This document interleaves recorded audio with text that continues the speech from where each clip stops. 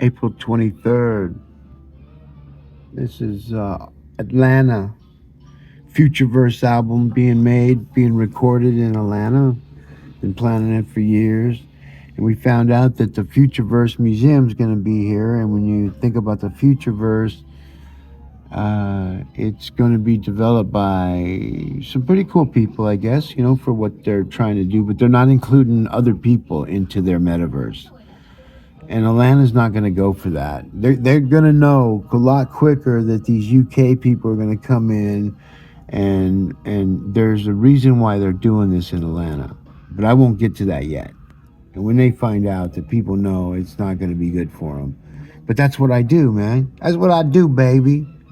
Like when you think about them, the Futureverse and the Outlier.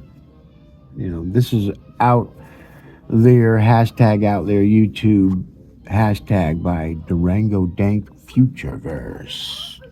See, when people come in and start talking about things that we've been talking about since 2006, and we're like 64 and they're like 38, it's not going to turn out good for you people.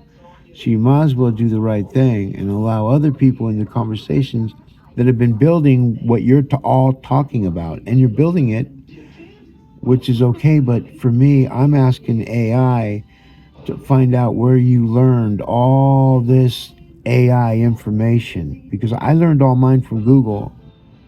And so I want to know where you all learned your stuff. Somebody learned it from Google, or somebody, IBM, the cloud, AI, all this generative AI that these young cats are using. And they don't understand that the older you are on the internet, the more authority you have over other people in your industry that are younger, that doesn't have the meta tags of life that one's experienced. Like there was this girl, Shara, Send Her Off to the Dark Web. We have a song called Send Her Off to the Dark Web.